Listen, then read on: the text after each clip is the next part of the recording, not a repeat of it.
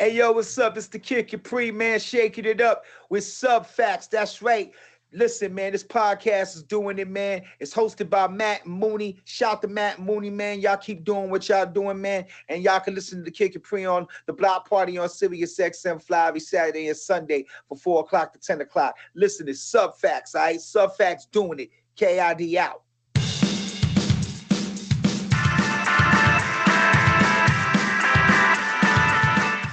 Hello and welcome to Subfacts. I'm your host, Matt. I'm here with my partner in crime, Mooney. What's up, Mooney? What's up, dude?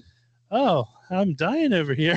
I know, man. That was no, this is take two. Take two. Folks, we've been doing that like, hello, welcome to Subfacts for 3.5 years now. And this was the first time that like I went to go talk and it was like nothing. It was like, so take two on my part. So I don't know what it is. Okay, you're allowed. I always get froggy like right before the show. Like I talk to you throughout the day and I feel fine. Everything's great. Right before the show, froggy. I think it knows. You're ready to start recording. So it's like shut down body and yeah, like all the phlegm just gets to the top. So it's like just get that out and then you're good. So I don't know. Hey, Happy New Year, sir. Happy New Year, man. New Year 2023. What do you thinking about it so far? I mean, it's the same as 2022, but I mean, I'll try to keep a good attitude as long as possible. Yeah. 2023 feels weird to me. It's just sort of like, Like, you know how I've been excited the past couple of years? I get excited because I'm like, dude, I think we have one episode where it's like 2021's lit or 20. I don't remember which one, but I was like, yes. And I felt very optimistic. 2023 just is like, so far. It's, Well, it's good. It's better. Then you'll be more. I was going to say you'll be pleasantly surprised. That's what I'm hoping. You go in with a meh attitude, and then you get surprised with some good stuff. I think that's what I'm hoping for. I think it's like I hope it's going to be a good year for both of us. Right. I mean, you go in overly optimistic, and then you get like Yeah, and I shouldn't say both of us. Brian, you're part of both of us. All three of us. Yeah, there we go. Good comeback. I think it's going to. Hopefully, it'll be a good year for all of us. Fingers crossed, my friend. Yes. Fingers crossed. So we have a ton of show to discuss. So let's get right into it.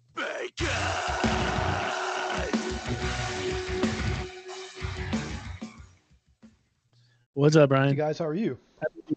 Happy New Year, brother. All right, I'm just getting the warm-up situated on the screen, and then we can begin.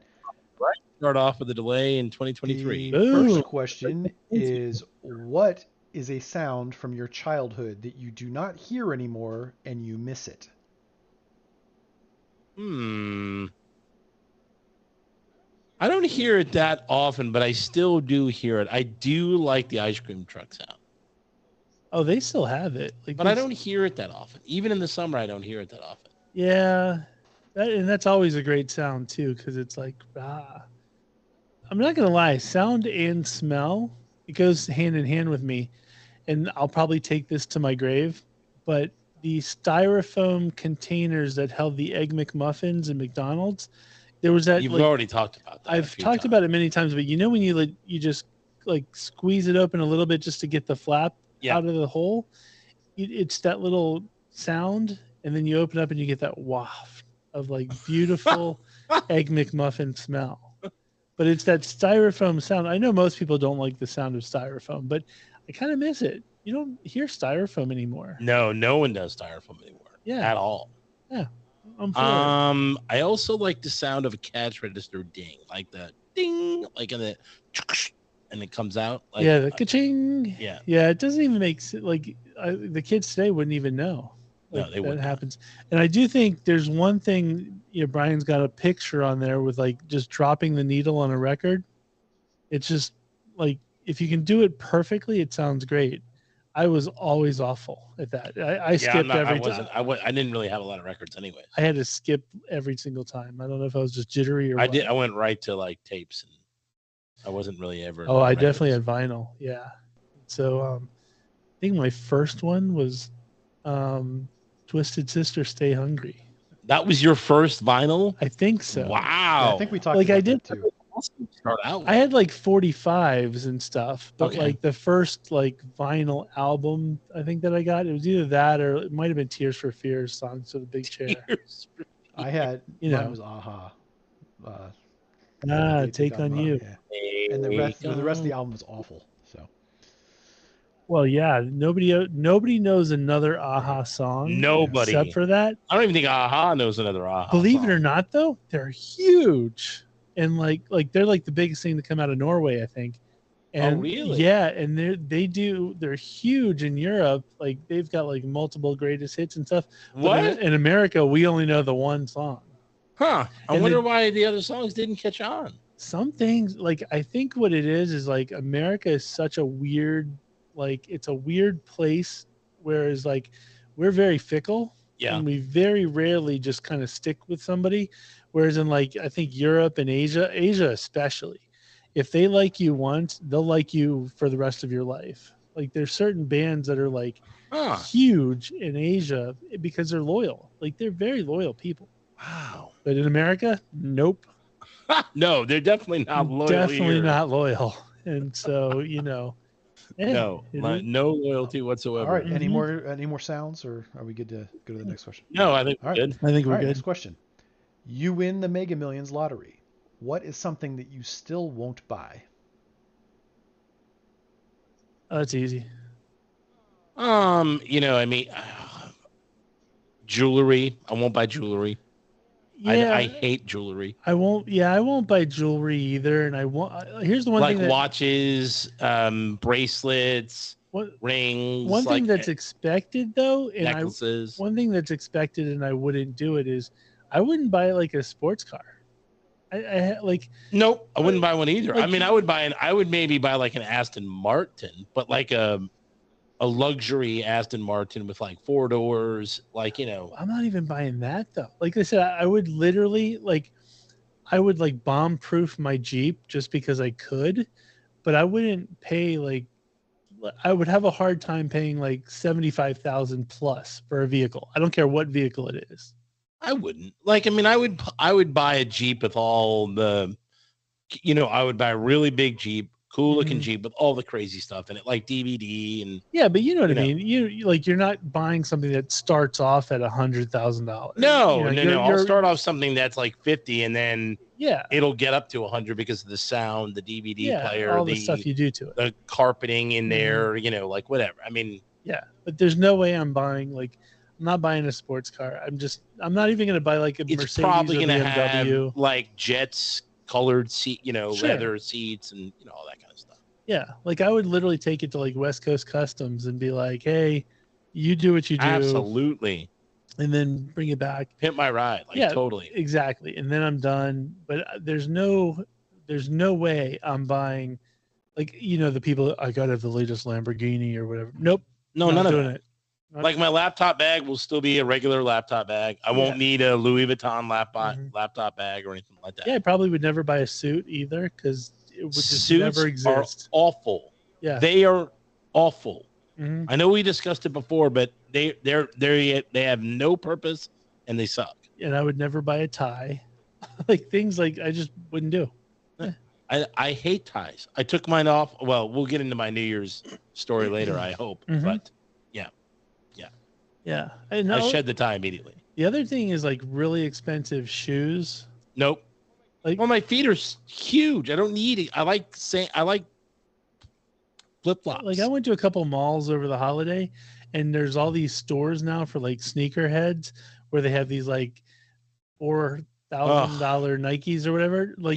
No point. I just wouldn't do it. No, it's insane. The Jordan prices, the LBJ prices, whatever. Yeah. No, I don't need that. Yeah. Wouldn't do it. I don't need crazy sneakers that I'm just going to wear for people to ogle at and not serve a purpose. Meanwhile, on the other hand, I don't play any instruments, but I would be buying guitars to hang on the wall, and I'd be buying.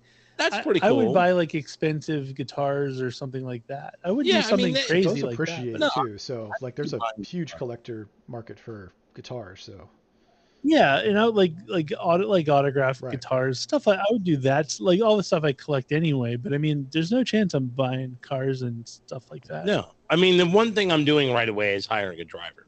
I'm buying in my favorite car and hiring a driver because I'm not driving anywhere ever again. Boom. Nice. All right, next question. Last question. Is it easier to win the Super Bowl or a Major League Baseball World Series? You notice the Stanley Cup is not in there because that is the Ooh. hardest to win, in my opinion. But as far as these two go, Yeah, I would argue no. I don't think the NHL. I think NHL Stanley Cup is way easier than the World Series. Way easier. physically, We're not talking about that. We're talking about it's winning. it's all encompassingly, right? No, it's not. We're talking Sure it about is. we're talking about team parity here, and there is Brian, are we talking? Is the physical aspect a part I of mean, this? it could be, but I think Mooney's making a good point that I didn't even think about.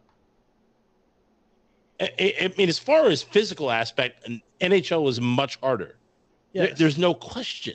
Well, that's why I was saying it's not on here because of that. I'm assuming. No, I Okay, just I wanted thought to you fit the teams winning a NFL Super Bowl or versus the- team winning a World Well, Series. then you have to go World Series because you're playing more games and you're playing the same team more times. Right. That's why I was going to answer But Super that's what I'm Bowl saying because is it's that would one be- game. That would be the easiest. I guess my point is that would be the easiest answer to the question because of the fact that you're playing the same team multiple times versus the one time you get with football. Right. Yeah. I mean, one game, one team can get lucky.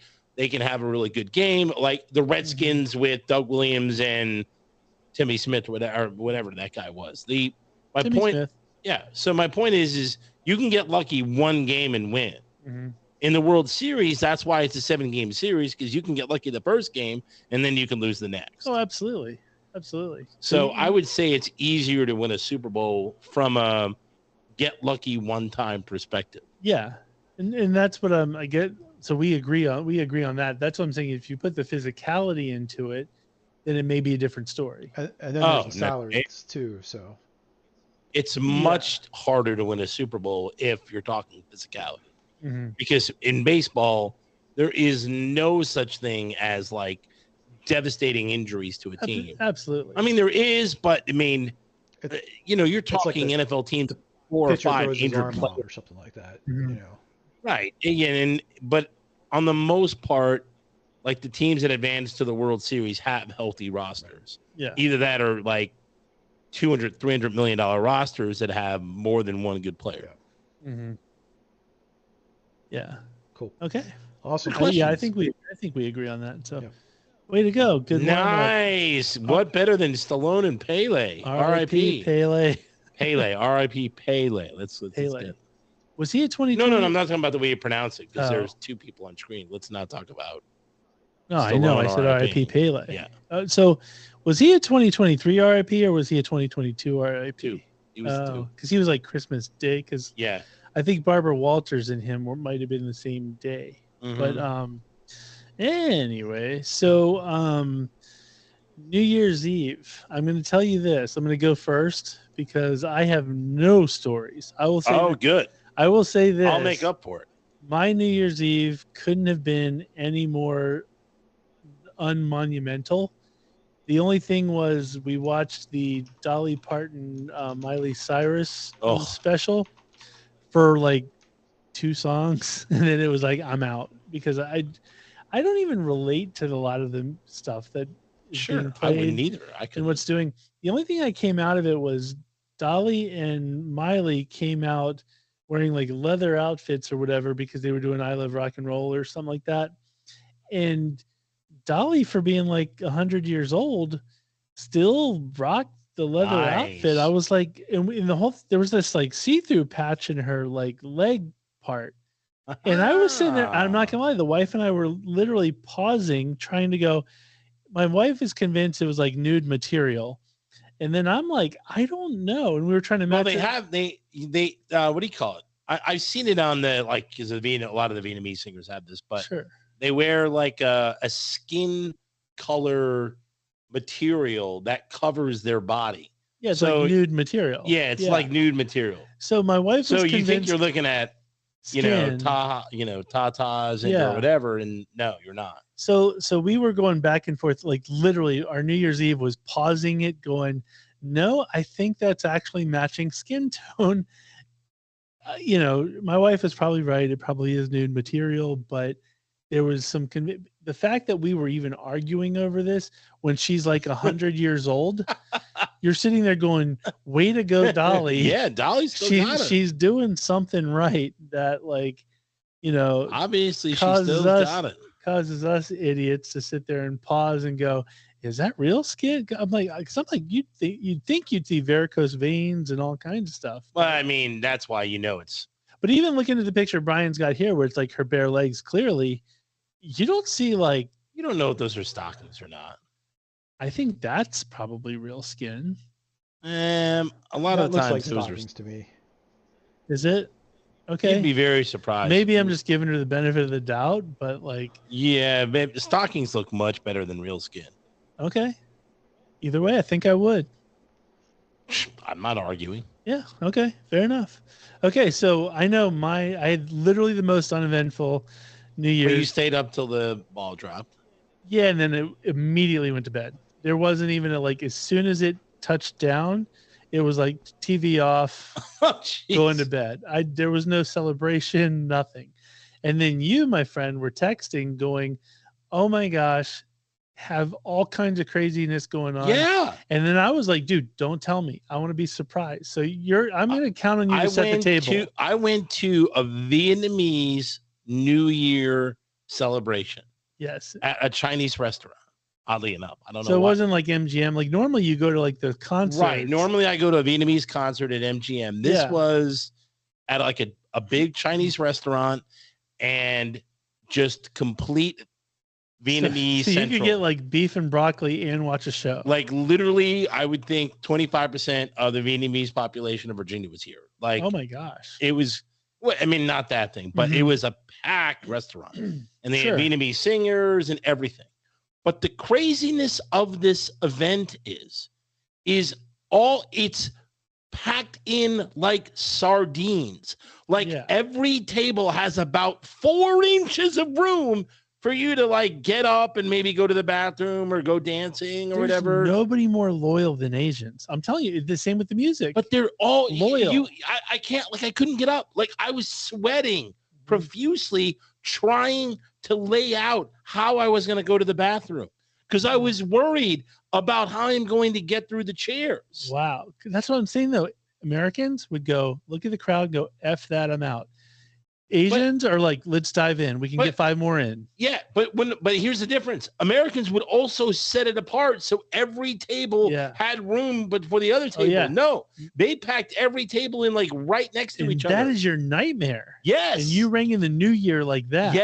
Yes. And with suit, I had a full suit on, took the jacket off immediately, followed by my tie about 10 minutes later. So I was suit pants, which I didn't was like 500 degrees in there. It was pretty hot, but still, like I'm still going suit pants and a black button-up shirt, which I love button-up shirts. Oh, I know. Oh my God. And then everything is Vietnamese.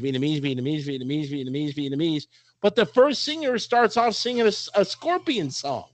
Really? I'm like, what? And not even the good one, not Winds of Change, the other one. Like, I forget which one it is. Rock You Like a Hurricane? No.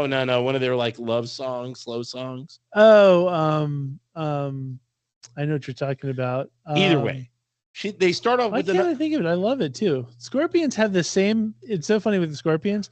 They have the same sounding upbeat songs and the same sounding slow songs. Yeah, like you could play like 10 slow songs in a row from them. And Still Loving You. Yeah, Still Loving You is awesome. Yeah, but what I'm saying is, listen to their greatest hits. It's the same song. Every upbeat song is the same song.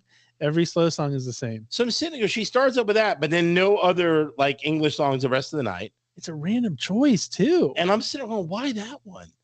And then so the other thing is before the music even starts, as the artists are coming in, the singing artist, every Vietnamese woman wants to take a picture with them. Are these like celebrities in Vietnam, or are these like people who are Vietnamese that just sing? God, I don't know how to compare it. Only because I'm not really up on how popular, maybe like a Green Day ish. Oh, but that's pretty big. Yeah, maybe a little less than that. Like that's how they are in Vietnam. They're not like loved by everybody. I guess my point is, it's not like, no offense to Kicks, it's not the Kicks of Vietnam. It could be. It could be. Some of them may be the Kicks version, and then some of them some of them could be like the Metallica. Yes. Okay. No one Metallica. I would say everything from Kicks to a medium level. Okay. So you're talking everything from like Maroon 5 and down. Maroon 5 and below. Yeah, like 930 Tally Ho to Wolf Trap.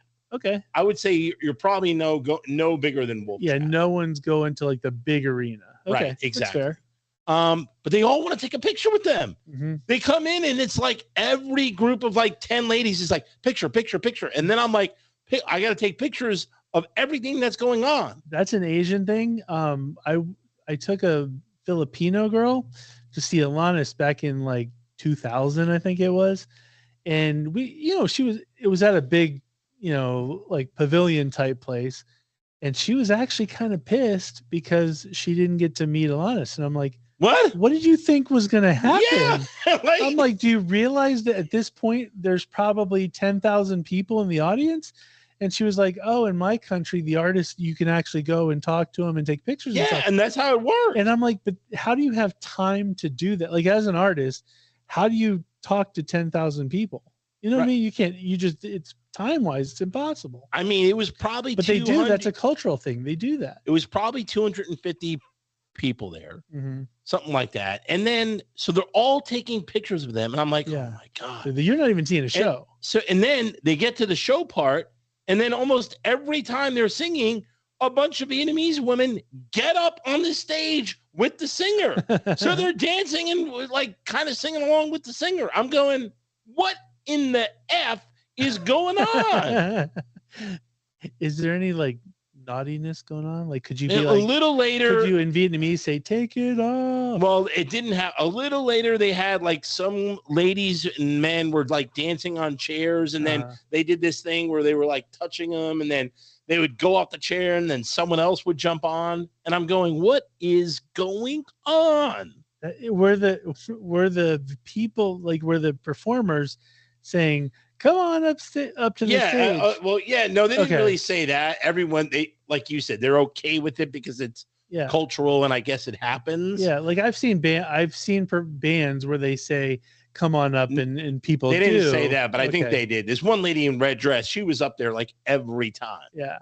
And I'm going, what is happening? And then they take pictures of them on stage. Oh, yeah. They're taking pictures of them on stage. And then while they're dancing, they're all taking videos of themselves and the other people. No one's enjoying the experience. Yeah. Everyone is just video proofing or picture proofing themselves at the experience. So I have to assume your beautiful bride was up there somewhere on stage. And like one time I came back from the restroom and I didn't know where she was for 15 minutes. And then she was in the dance floor somewhere. You look stage left and there she is. Yeah, she's on the dance floor, but they're not dancing a lot of the times. They're just moving back and forth and just like, waving their hands at the artist. And I'm going, you're not dancing. Like you're not, it's not a dance. That's not dancing. No. So I'm sitting there going, what am I experiencing here? Then I find out they only have Heineken, which is the most popular beer in Vietnam, apparently. This is the only beer they had for the night. Beats Modelo. And I'm sitting there going, then they charge $3 for a bottled water, and they don't have water going to the tables. And I'm going, at least the food was good. The food was good, but they started off with the best food. Sorry, the worst food. Say the best food for last when I'm already full. How much did you pay for this experience? It was $99 or $100 a person. Ouch. That's why I stopped going out. They jack the prices up on these things. And no alcohol. That's no alcohol. Are you serious? No alcohol. Oh. That's just food. I figured that'd be all inclusive, which is why they're only serving you Heineken. No, that's just food. I mean, they had a lot of food, but still, I'm like, I can't eat $100 in food. Mm-hmm. Were you the only Caucasian? I was, well, I was the only Caucasian. Mm-hmm. There were only 2 other non-Vietnamese people there. Yeah. So there's 3 non-Vietnamese. I was the only one that was Caucasian. Yeah. Okay. You didn't get called out by the no, like I didn't. But the good thing was, like, oh, are those Bugle Boys round eye? Right. Yeah. But the only good, my wife had an awesome time, which is awesome. So I earned some brownie points there. She's probably gonna listen, and then she's gonna be like, why are you complaining? All this kind of stuff. But the one good thing is when I was recording a video, I could record the entire room because I was the tallest person there. You were straight up Godzilla. Yeah. I was easily taller than, like 2 or 3 inches taller than the closest person. Wow. Like, and I'm just like holding my thing up going, Yeah, that is awesome. And I've met probably like 15 of these people before through like, friends that we know. Yeah. So, it's just strange. Oh, and then I think I've seen some people when I'm shopping at like Eden or Latte or whatever, and I'm going, it's amazing. They all like, wait a minute. You just alluded. So you're saying like, for the people who aren't from this area, the Eden Center is like a Vietnamese hangout, but it's the more shopping centers, restaurants, stuff like that. It's Vietnamese everything. It's Vietnamese so everything. Vietnamese tax service, Vietnamese CDs, Vietnamese bars, Vietnamese food. But my point is, you just show up to the Eden Center where it's a chock full of Vietnamese people, and you don't know them, but you recognize them, and then later on you can go to a show and see the same people. Yeah.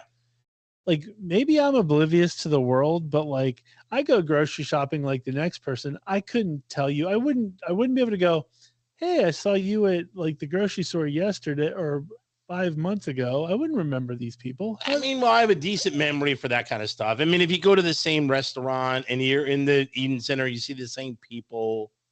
That's what I'm saying. But like, hair and eye color doesn't change. Well, I'm just saying, I'm good. It's my favorite. Your facial recognition has to be impeccable. Well, yeah, it's my favorite type of female, right? Like, yeah, like, dude, you're on high alert. Like, that's crazy to me. And I think that they probably sold the most makeup ever the day before that show because a lot of those. It was like makeup galore. Everyone was done up. Mm-hmm. I want to go. My wife doesn't get done up a lot. So, it was comforting because I thought she was like one of the most beautiful there. And I was like, because a lot of them had too much makeup. I'm going, I don't like a lot of makeup. Yeah, no, it's fair. I'm not gonna lie. I kind of want to go. Like, I don't want to be part of like sardines. Go for like an hour and then, I would probably be there good for 15 minutes. I don't think I could do a full hour, but I think the sheer spectacle of honestly watching you in that moment would have been the funniest thing in the world. Like next time you do that, we need like a Subfacts film crew or something to be there to watch. We need to document it, like a documentary. We do. And then to end the night, so they don't do any sort of announcement that the parking lot across the street requires their stamp to get out. So people go into this parking lot, they get a ticket. Luckily, the people I went with got the ticket stamps, so we got out. But it was like a half hour to get out because people couldn't get out of the parking lot because you couldn't pay with a credit card. You had to get the parking pass thing stamped at the restaurant you were at. Awesome. So people at the end of the night ended up going outside of the gate and like over like they drove on like sidewalk and grass and whatever to get out of the parking lot. It's fantastic. I'm telling you, I missed out. Like, I needed to be there. No chance would I ever pay the money. No chance would I ever pay the money.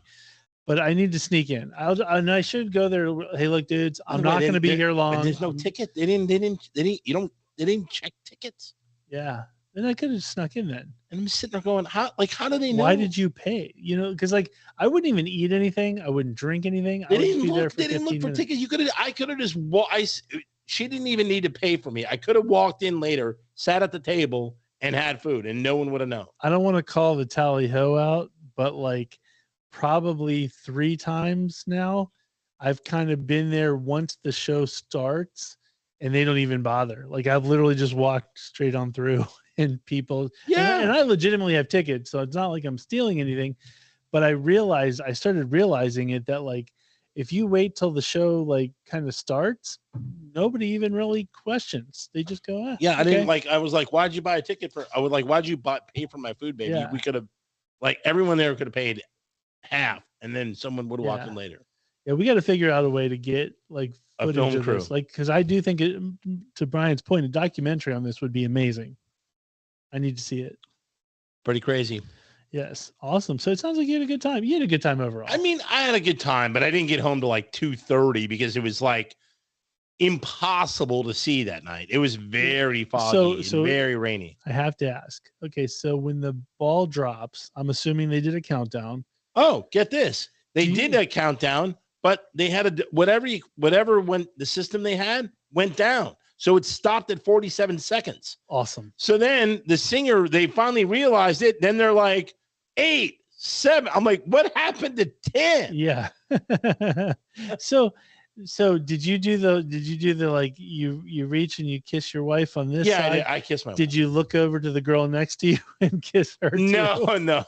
Like that would have been awesome. That would have been awesome. But I was telling, like, I mean, for me, and I love Asian women, it wasn't, I don't know, it was like, I don't know, it just wasn't.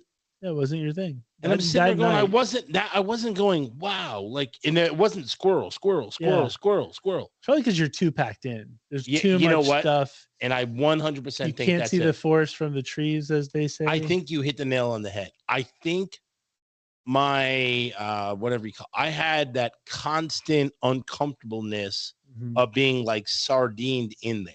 Yeah. Right. It's just, it was very, even the dance floor was packed, and I'm sitting there going, I like space. I like space. Yeah. Yeah. No, it's fair. It's fair.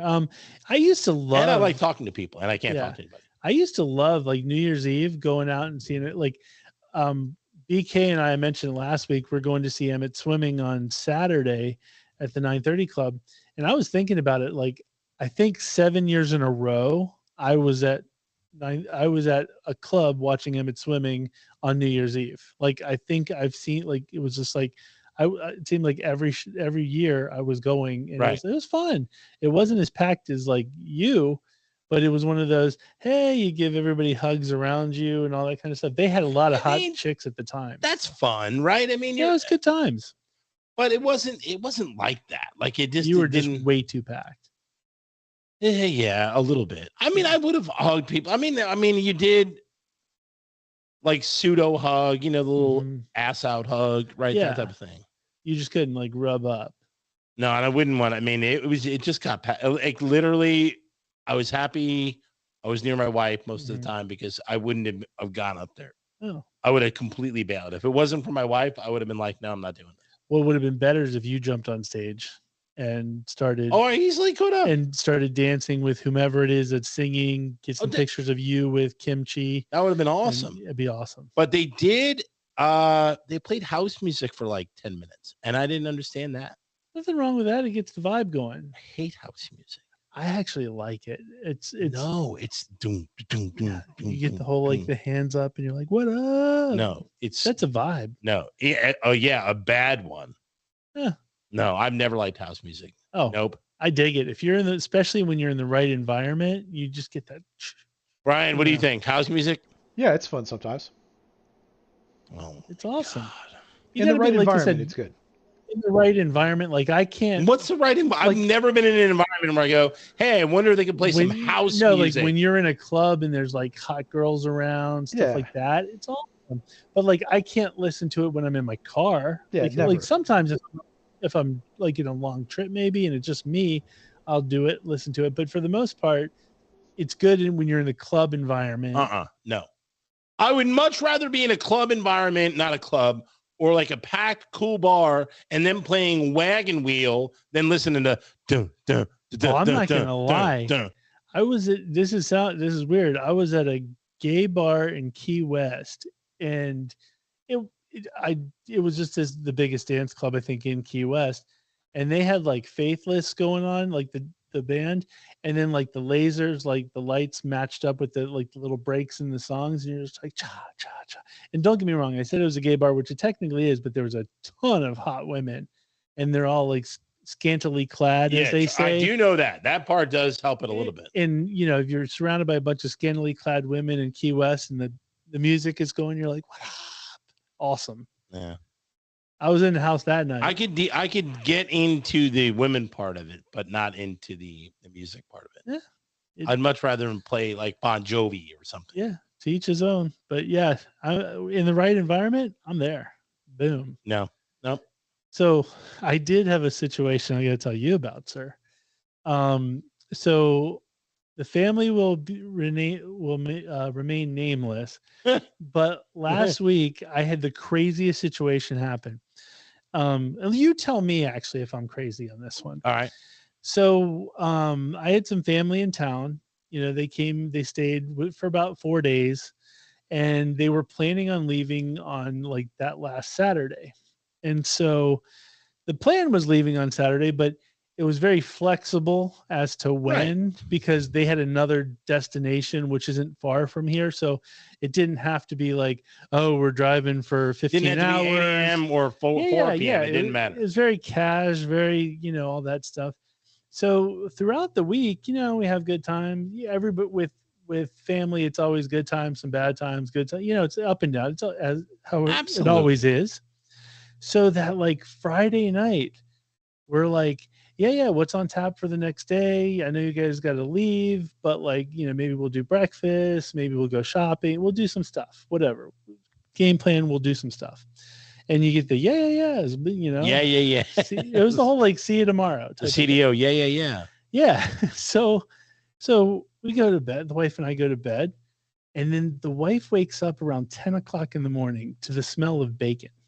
What? And you know that smell, like when but you're not cooking it. No, I'm not cooking it. She wakes me up and she goes, "Hey, I think the family member's making breakfast.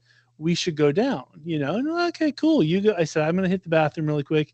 You go first, and then I'll be right down." So I'm thinking, hey, I smell bacon. There's probably breakfast getting cooked up. Yeah. Whatever. I'll help. Top it off. Whatever it is. I come downstairs. And my wife is like, you are not going to believe this. She was like, the family members are gone. And what? I was like, what do you mean? And she goes, gone. They left. No note, nothing. And I go, what about the bacon smell? And she goes, they made breakfast. They then cleaned up and left 2 strips of bacon. What? And I was like, what? Oh my gosh. One for each of you? I was like, there's no note. Like there's nothing. No note, nothing. And I said, nothing on the bacon. I said, maybe in the room. Let's check the guest room. Maybe there's a nice little note. Nothing. Then she was like, did you check your phone? Did you get a text? No, nothing. So they're like Kaiser Sose. Poof, they're gone. To this day, as we're recording this, the family member has not texted, called, or anything. So I'm sitting there going, okay, like, I don't think I offended the person. I don't think I... Obviously you didn't. I don't feel like I did. They left you bacon. Yeah, I guess. But the weird thing is, like, if you're staying at somebody's house, wouldn't you leave... Let's just say you had to leave early or whatever. Something came up. You leave a note. You go, if I couldn't find anything to leave a note, I would, in this day and age, I would leave a text. Yeah, I would text. You would text or maybe call up. You could call up to our room. No, I wouldn't want to wake up. I mean, if I'm waking up, I would tell them the night before, hey, my plan is to leave early in the morning. I don't want to wake you guys. Yeah. Here's what I'm going to do. Thank you very much. I appreciate it. Let's say our goodbyes now. And then I would text you the next day, probably around 10 o'clock, 9:30, saying, hey, thanks for everything. Had an amazing time. Exactly. Or something along those lines. Then the other aspect of it is, if let's say you're like offended or whatever, let's say I said something, let's say I did something and you just kind of want to leave, or you're just feeling uncomfortable and you want to leave, just assuming like that didn't happen to my knowledge, but let's just say that did. Wouldn't you go like, hey, we got to get an early start. Don't worry about us for breakfast. We're going to get something on the road. You don't actually make yourself. No matter if it was uncomfortable or not. You could get a quick bowl of cereal or something, but you're not making bacon. and eggs. Well, I mean, it depends. You're sitting there doing a full-on breakfast. Well, I don't know who the family member is, but I'm assuming if they're nuclear or close to nuclear family, you would, and they've been here before. They're not opposed to fast food. I will tell you this. This Like a spite breakfast? Maybe they felt comfortable enough, and they were here for 4 days. So they probably felt comfortable enough making. Did they buy the bacon, or did they like go find it in your fridge? No, it was mine. It was my grocery. So maybe this was a spite. Was this a spite breakfast? Like they were like. It sounds like it, right? I mean, well, that's kind of weird. If they didn't breakfast shop the night before, no, I mean, like the eggs, like everything in the house was I bought. It was like, but like su casa, their casa. I mean, I don't even, like I said, I don't even mind that part. I just find it to be fascinatingly weird because we've all been in situations to where like maybe you're getting along with everything great, but your significant other is like, hey, I don't feel comfortable, I want to leave. You always put up the face where you go, oh, thank you, we had a really good time, but we gotta leave early. If I felt uncomfortable, I'm not cooking breakfast. No, you just roll. You find the local McDonald's. That's what I'm saying. I think sausage, egg, and cheese biscuit. I don't think I've ever been comfortable, like, except for like maybe my parents' house, like where I would just go in their fridge and make a breakfast with like bacon and eggs and stuff. That's the other thing too. Is it weirded? You didn't call up? Got any milk? It weirded my son out because for same thing you were saying. Because when you bring somebody in your house, it's customary to say my casa, su casa, make yourself comfortable. Yeah. You know, but even then you still go, yeah, can I get a glass of milk, or can I get a glass of water? Or you say like, you know, you don't just go in and start like going through the cabinets, you know, and whipping something up. You really don't. That would have been awesome if you're like the night before he just makes tacos. Yeah. They didn't even tell you. No, made some tacos. It was just like, I found it to be so random, but my son was just like, how did they go through the house just like they really live here? Like they're commanding the house. You told him to. And I was like, but nobody ever takes you up on that. Like, apparently this is the first time. This is the first time that it's happened. And I was just like, wow, but like I've seen Irish goodbyes before, and like but that takes the cake. Yeah, this is officially weird. The great, like the craziest great escape. Irish goodbye I think I've ever seen in my life. And the funny thing is my wife was actually kind of upset and hurt by it, but she was like looking to me like, are you not hurt because it's your family? And I was like, honestly, this story is going to come with me for the rest of my life. It's a better story. I was like, I've never seen this happen before. And it's actually better, right? You don't need to say goodbye, the awkward, whatever. Just hey. Well, then the question is like, what do you do? Like, should I have like texted or called and said like, hey, what's up? I'm sitting there going, is this now? It's a game of chicken. Like, I'm kind of curious to see when I'm going to get a text that says, hey, sorry, like 3 weeks ago, I had to roll early. You won't get a text. If they haven't texted by now, you won't get one. Yeah. It's just weird. Yeah. It's odd. It's very odd. I just want to make sure it was like, I've never had that happen before. I thought that was fascinating. It's a little inconsiderate, but I mean, a little. It's family, so I mean, who knows? Think about it. Even at the like, if you looked at it just from like cost perspective, like if you were visiting people in town and stayed at a hotel, you'd be spending close to $200 a night. Yeah. So we're talking close to $1,000, you know, and then which is all free, of course. It's, you know, family. Right, but your close family, you invited them to stay here. Not technically. The person was, we're going to be in town. Can we stay at your place? I right. Sure, I mean, if you agreed to let them stay, then fine. I'm not even saying. Then that doesn't figure in. I'm just saying how I would look at it. Like if the roles were reversed, you would do the right thing. I would be like, you know, hey, you know, thank you so much. Of course you would. You were very hospitable. Even if I didn't feel it, I would just be like, hey. I'd be waving to people as I'm leaving their driveway. Let me put it. I guess it sounds to me like I guess that's all been done before. Like I can't imagine the person. I've never seen it done. Well, then I can't imagine. But then it's not weird, right?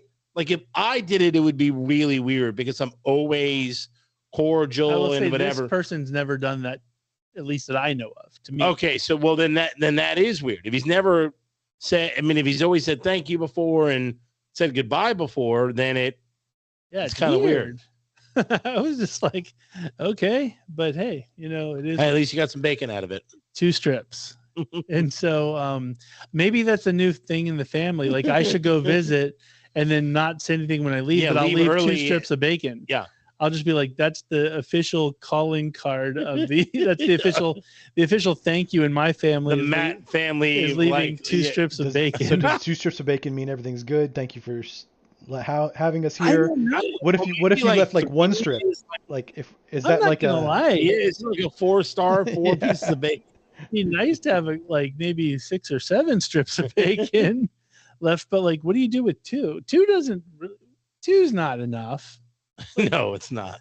Like, because then they're like Lay's chips. You have 1, you want another. Yeah, and you have 2 strips of bacon.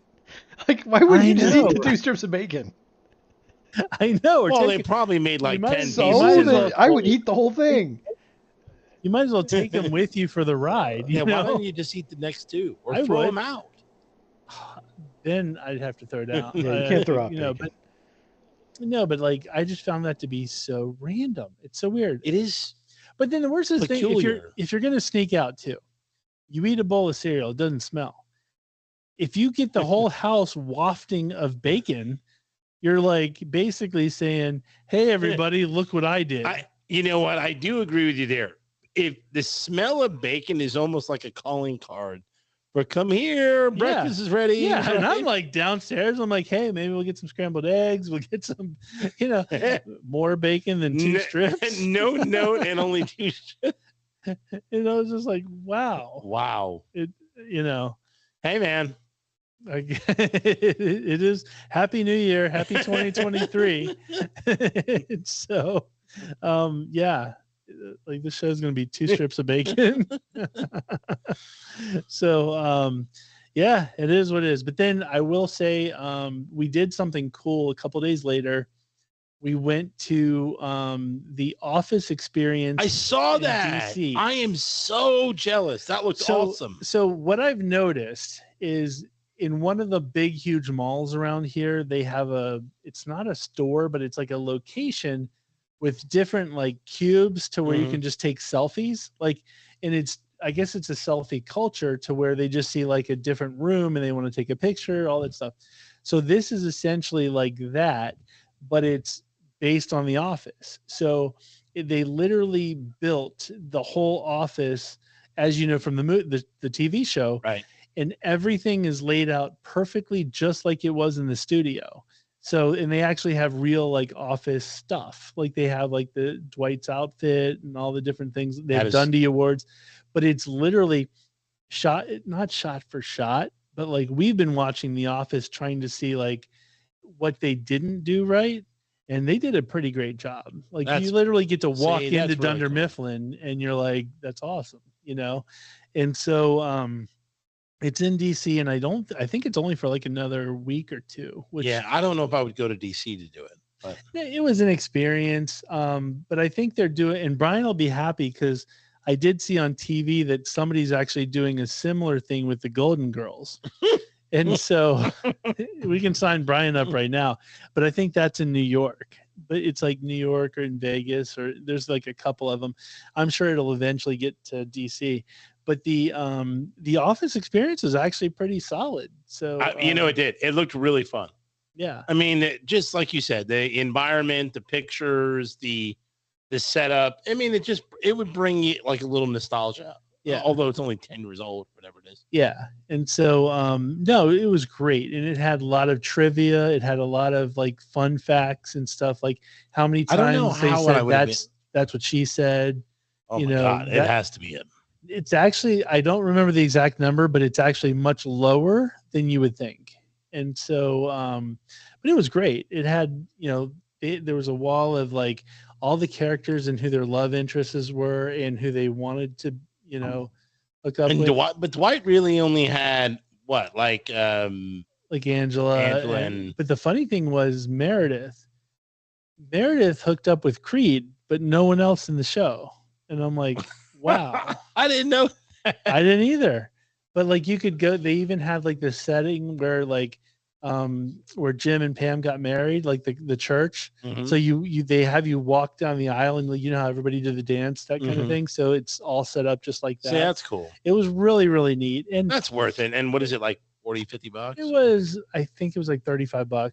That's not bad at all. It's worth not bad it. at all for essentially all the selfies you take, because you're like, and the thing is, it's all, you can sit anywhere you want. You can sit in Dwight's desk, you can sit at Pam's desk, Michael's desk, all of that stuff. So awesome. It's really great from a selfie perspective. I would easily do that. That looked like fun. Yeah, it was definitely a good time. But I wish it was more local, then I would do it.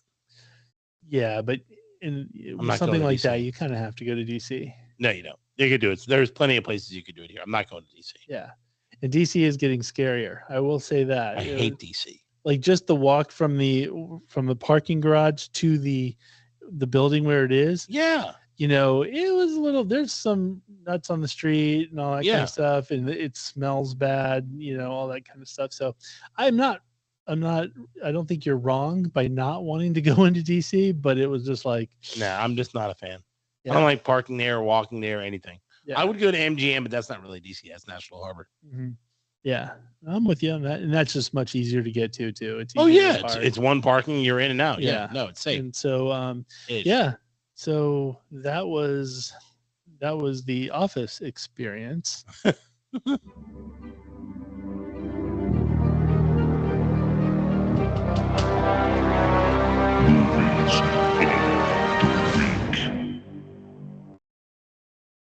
I love that. It gets me all. Too. I love the beginning. Gets me all juiced up. So, movies of the week. There's basically two I wanted to highlight. The first one has me written all over it. I think it looks awesome. The only problem is it's PG-13, and my caveat on the PG-13s. But it's called Megan. And I'm looking forward to that one. So basically, it's about. I didn't know that was this week. Yeah, it's basically, I saw the today. It's basically about a doll, like an AI doll. In a weird sort of way, it's kind of like Chucky, but I think it's a different premise though. It's not like a serial killer gets taken into the body. It's that this doll has AI, and it's supposed to be like it's supposed to bond with like a human and protect the human, and so it protects and then some to where it gets deadly. And so it looks awesome. I like Allison Williams, who's like the lead person in it. Mm-hmm. I think she's hot. So I'm excited about that. Not excited in the fact that it's PG-13, which means there's not going to be much gore. The death scenes are going to be limited. Yeah, there's going to be no gratuitous nudity from Allison Williams. Yeah, that's so. But I do think it's still I would still definitely go see it. It looks awesome, and it's right up my alley. I love AI goes wrong, like Ex Machina. Oh yeah, that was great. Yeah, that was fantastic. There's another one like it. I forget the name of it. It had one of the other Kate Mara. She was in it. I forget the name of that one. Yeah, I think I know what you're talking about. I can't think of the name of the movie. But there was something similar to Megan. Mm-hmm. I'm 100% on board. I want to see it. Oh, and I will say this on the Today Show. I forgot. I don't know if it was one of the days this week. They had 7 different models, I guess, real people dressed up like Megan. They did the makeup, the hair, and they were just staring. You know how the Today Show, they have glass windows so you can kind of see. They were literally just staring into the window. I was like, yes, this is awesome. It was creeping people out, but that's the way to do it. Yeah, that's great advertising. And if you're creeping people out, I hope where I go see it, they have a Megan doll and creeps me out. Yeah, it'd be awesome. I'm like, what up? Yeah, I'm for it. I would buy a Megan doll right now. Me. And all they got to do is put an Alexa inside of it or something like that. It'd be so great. awesome to have one in my house. Yep. Megan, what's up? Can you make me what's the best football team? Yeah. Who leaves 2 strips of bacon, Megan? So then the next movie is called A Man Called Otto. And this is Tom Hanks' latest movie. He plays a grumpy old man who essentially, he's a widower, so he's just grumpy, and the next door neighbors, they strike up a relationship, and he gets his heart changed at the end. Boring. I'm done with Tom Hanks. Yeah, and that's where I was going to go. The only reason I'm not excited is because Tom Hanks is overused. He's overplayed. Mm-hmm. He's number one. This movie's been done before, but if you're going to do it again, why Tom Hanks? Like, you don't need to use Tom Hanks. I think he plays a certain type of role. Use somebody else. Like, he's not a curmudgeon. You know what I mean? Like, Tom Hanks is the guy that everybody loves, not the guy who's the angry old man. You know, like a Clint Eastwood. He could be Otto. Yes, if they use Clint Eastwood Gran Torino, Clint absolutely. You could use Clint Eastwood for A Man Called Otto. 100%. Yeah, but I just think it's probably heartwarming. I'm not going to know because I'm probably not going to ever see it. No, if it's on Netflix or Showtime or whatever, I'll watch it. Yeah. Okay. I mean, if I'm sitting there going, oh, you know what, free? Okay, you can report on it because I'm not watching it. If you come back to me and say it's a good movie, it's got enough of a heartwarming thing that I know I would like. Yeah, like if you come back and say it's a good movie, I'll check it out. But I'm not. What I have checked out is Kim's Convenience on Netflix, and I've seen it. I like it. It's right up my alley. That's why it is right up your alley. But it's terrible. It's like Saved by the Bell quality, like. Video, camera work. It's no. It's very cheaply made. Yeah. It's cheaply made. It's not really funny. Like I tried watching it. It's not my thing. It's 100% my cup of tea. Yeah. Okay. I mean, it's the old guy who owns the store, the Korean mother, overprotective, the daughter who's a little bit hot, whatever. Well, somebody's watching it because I think it's got like 3 seasons or something like that. 5 seasons. Okay, well there you go. So it's not for me. I'm on season 2, but I might go ahead, Brian. Sorry. Oh, Brian tuned to his other podcast. I didn't say anything. Oh, okay. See you later. I didn't say anything. Yeah. No, he didn't say anything. It sounded like he was going to say something. No, you were just hoping that he would bail you out on the fact that nobody watches the show. Well, it's obviously got 5 seasons. I'm just saying somebody's watching it. It's just not. It's not for me. It's not my. It's definitely not your. Clearly, I'm not their target audience. I am. It's totally my thing. Well, it's got There you go. 2 Korean women in it. So we have an article. I think it came out from Variety. I think, and it was like. Basically, the top movies coming out in 2023. Some good ones. So Brian put together a list. So we did this last year, if you recall. And I'm going to call myself out. I really screwed up when I was all hyping Morbius. Because I remember thinking Morbius was going to be like one of the biggest movies of the year. Clearly, I was wrong. So, folks, don't take this with a grain of salt here, folks, because... We don't know. We're making our best guess. Yeah, so we are going to go through. Mooney and I are going to hear about the show, the new stuff coming out, and when it's coming out, and we'll take a pick whether it's going to be a hit or not. And so, awesome. Brian, how would you like to start off? Yeah, so I mean, we'll just go by month. This is the first one that I put up. It's a movie called Unwelcome. It comes out on January 27th this month. Matt, you actually told us about this movie, and it sounds pretty cool. Do you want to talk about it? Actually, I didn't. Mooney. No, this one. Oh, so, I thought it was you. It's this young couple that inherits a home in like Ireland. It is Ireland, yes. It is Ireland. Okay, so, and it's in the woods, and it's set like deep back in the forest, whatever, and it's kind of got these weird neighbors and strange people around. And they're like, oh, it's a beautiful new home. Like, we like this is what we wanted. And the neighbors are like, okay, well, you just got to learn one thing. You have to leave food out at night. And they're like, okay, well, what's that about? Easy enough. Yeah, easy enough. And they leave food out. But apparently, if you don't leave food out, then the goblins get like pissed off and they're basically going to torment you and like come after you and do like bad stuff. Huh. So, like, I can't wait to see this because I can't wait till they forget to leave the goblins, and now they're going to completely stalk them and kill them because that's what they do. So here's the thing. This is one of my dreams in life is to get called into a lawyer's office, and the lawyer says, hey, you have a long-lost relative that left you their mansion, wherever it is. I don't care where it is. Exactly. All I want is that. New Zealand, like a mansion. Whatever it is. I move there instantly, and I say, F you, ghost. We're either going to be friends or you guys are going to have to get out because I now own this. Yeah, but you wouldn't. Deal. We would be friends with a ghost. That's what I'm saying. So, like, in this case, hey, I got to go to Ireland and there's some goblins. I'll deal with the goblins. I'll be like, hey, what's up, dude? You would maybe get some sleep during the day, leave the food out, and then as they come out to get the food, be like, what up? Like, hey, do you like this? And that's what I would do. Is there something you prefer, like, next time out? Yeah, like I would do it like Santa Claus, because it's like, dude, I want to be there when they eat. Right. You know, I'll be like, what's up, dogs? You know, want some pizzas this go around? Yeah, do you like sausage, pepperoni? What do you think? This is where they're going to go wrong in this movie. You got to feed them and talk to them up front, because if you like screw up and it's a Tuesday night, you're tired, you worked all day and you miss out, they're not going to kill you because they're like kill you. They're like, look, they meant well. I know they're tired, so let's give them another day. Then Wednesday you pick back up. Or you pull like another family member thing and you be like, hey, look, sometimes I might forget.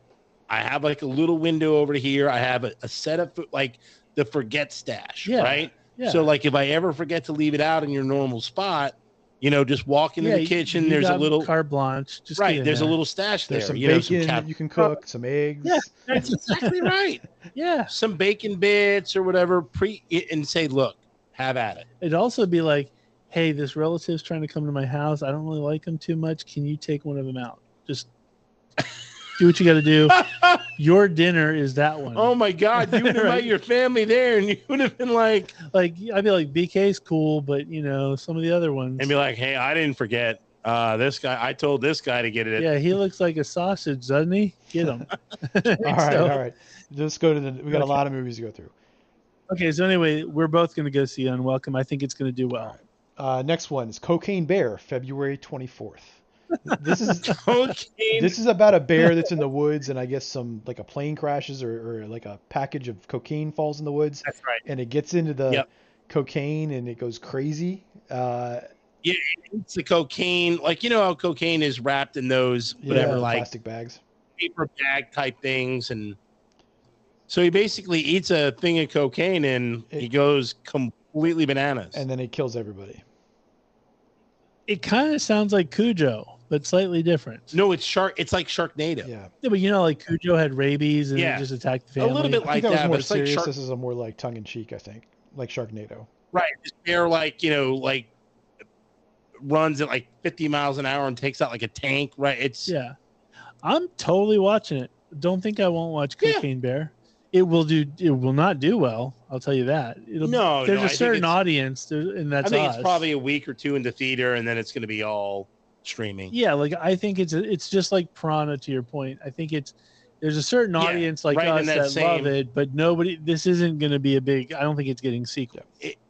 As long as they do it like Tucker and Dale versus Evil-ish, where it's funny and the people getting attacked say funny things. That's all I care about. Yeah, Cocaine Bear, just the name alone sounds great. And if I had a band that wasn't Fetal Pigs, like if I had a spin-off band, Cocaine Bear would be the next band. Like if a drummer, like if you left your Fetal Pigs. Side gig, you know how like Maynard from Tool has like 2 other bands? Okay. It would be like my main band would be the Fetal Pigs, but when we're not touring, I'd be in Cocaine Bear. We are never going to get through this list if we keep going so long on. Sorry. All right. Next movie is Creed 3, March 3rd. You already know my feelings. I'm pissed off that I want to watch it. I'm pissed. Yep. I'm actually going to end up watching it, but I'm now, the more I learn more about it, the more I'm angry.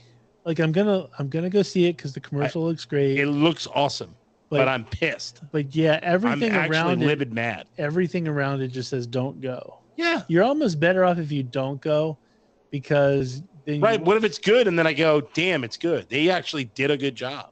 It can't happen. I don't think it's gonna be good. How can it be good without Stallone? I just can't. Well, it can't. It can't. I mean. No, but the fact that like all the things that are going around it, the fact that like Michael B. Jordan kind of cut Stallone out of his own project is weird to me. The one that it wouldn't have been a movie without him. Exactly. So it just seems. Thanks, Jordan. Yeah. So I'm kind of, Michael B. Jordan, I should say. We talked about this. We talked about this a couple weeks ago, and I was on camp going to see it. But like I said, the more I'm kind of learning about it and all that stuff, the more I'm kind of wanting to not go. Yeah, I'm gonna have a hard time watching it. All right. It looks. Next one, John Wick Chapter 4, March 24th. Well, we've said enough about this. I mean, it's going to be amazing. By the way, that fantastic. That family member, there was an argument. The family member was like, "No way."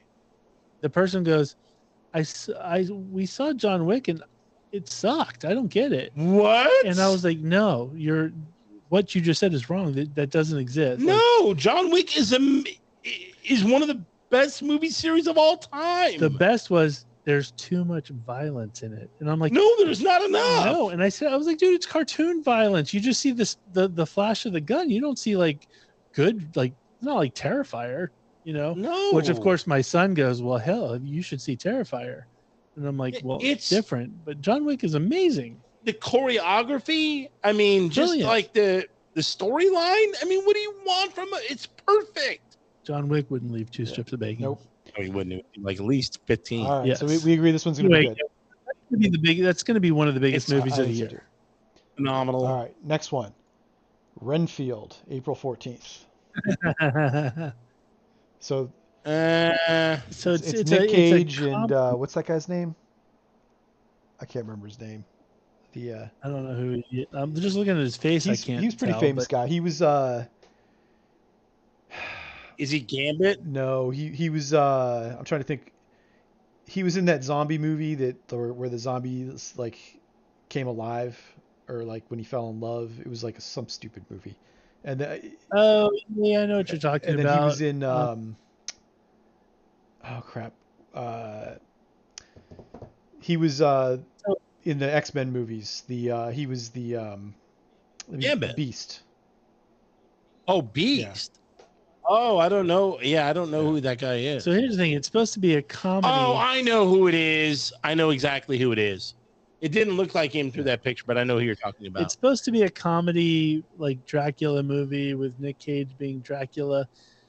Yes. No, he's Renfield. No, Nick Cage is Dracula, and then the other guy's Renfield. Yeah. So the thing is, Nick Cage, I love him, and I'll see anything Nick Cage is in, but it looks like it's going to be awful. And I love vampires. I think it's going to be hilarious. Nick Cage is hilarious. I love vampires, but like the problem is Nick Cage, I don't think knows why he's hilarious. Oh, he does. You know what I mean? He's totally in on the joke. If you saw that movie he did, I did see that movie. He's in on the joke.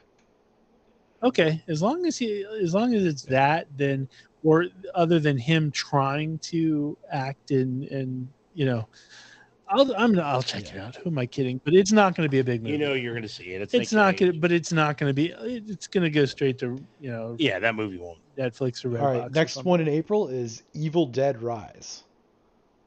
Is that the same girl from Smile? I don't think it's the same girl from Smile. Nah, it's the same Smile, but no, this one actually looks very disappointing. I saw the preview. It's not at all what I wanted from an Evil Dead movie. Yeah, it's not. They don't like visit an old cottage, and like they unlock a secret, and then like these evil spirits like come from the basement, and they try to go after them, and then they all die, and then one person puts a chainsaw on. They could have even continued the last Evil Dead movie where the girl had the chainsaw arm, but they didn't. They made this piece of crap. I'm really pissed off. I'll be honest with you. I never really liked like the Army of Darkness. I love the Evil Dead series. Love them. Yeah. Seen everyone. Yeah, I saw the first two, but then it was like, eh.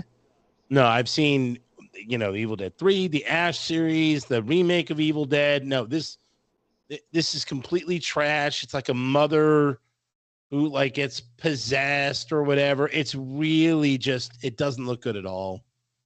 It's so disappointing. But she does have the smile face. Right. She does have the chainsaw. So, I mean, if she adopts it on her arm, I'll see it because I love women with chainsaw arms or men with chainsaw arms. I can't tell if the smile face is hot or not, though. The girl who does the smile face? It would depend on like how, like the situation. Like I keep looking at the poster for Smile, and I've seen the movie. Like, what if you're sitting at a table watching the movie, she just like does one of those? Then maybe you're into it. Yeah, I can't help but think that I would do the Smile girl. Yeah, like even like I don't know why, but I kind of think it's a little hot. All right. The next movie is Guardians of the Galaxy Volume 3 on May 5th. Of course. It's gonna be big, but what's his name's not in it, I don't think. Batista. No, I think Batista away. is in this one. This is the last one he's doing. Oh, okay. Oh, he's stepping away? I will say this. I'm done with all the Marvel stuff. So I'm not gonna go. I'm not really. They're ramping up again. I enjoy. I mean, you have Ant-Man, this one, 2 Avengers movies coming in the next 2 years. I saw the first Ant-Man once, didn't see any of the Ant-Mans after that. Didn't care about it. I did enjoy Guardians of the Galaxy. Now, if Stallone was in it for a lot more, then yes, I'd go check it out. I enjoy him, but I'm not like geeked out for him. I just don't. I'm done. I like Chris Pratt. I like the chick with the horns. I think she's hot. So I will. It's the butterfly looking Asian chick. She's hot. Yeah, I like her. Mantis. Yeah, I'm okay with her. Yeah, I like her a lot. But I'm just done. Now I'll see it. Okay. All right. Next one, Spider-Man Across the Verse. I don't get this. I don't get this at all. That's gonna be cartoon. Huge. But I didn't see the first one. The first one was good. Multiverses, multiple people playing people. I don't care. I'm done. I don't want everybody Spider-Man. I don't get it. It's a cartoon. Like, call me old school, but I don't want like it's a cartoon. What is it? What's the point of this movie? It's because wasn't the last movie where everybody could become Spider-Man? No, not everybody. There was the multiverse where there was a tear in the multiverse and all the Spider-Man men came pouring in the same place. Multiverses suck. I know. I forgot you don't like multiverses. I wouldn't have put this one on there. So this is for nerds. Yeah. This is for nerds only. I will say this: it's going to be huge. It'll probably be one of the biggest movies of the summer. But for nerds only. Next movie is The Flash on June 23rd. Outstanding. This movie was delayed from last year. Yeah. So clearly, go ahead. Clearly, if it was delayed, anytime when you get a huge delay, it means the storyline sucks and somebody's trying to save it. So they're throwing it out there to try to salvage whatever they can salvage out of it. The guy is an a-hole. Everybody now hates him. He'll never work again. Yeah, he'll never work again. So clearly, if you know going into the guy playing Flash, Ezra Miller, I think his name is. If you go into the movie knowing that this dude will never ever act again, so he's clearly not going to be in a sequel, whatever, you're not going to waste your time even going to see it. They're just going to redo a Flash and with another person. It'll be a better movie most likely, but this I think the only thing that's appealing to me about this is Michael Keaton's going to come back as Batman. This one might as well be called. Oh, really?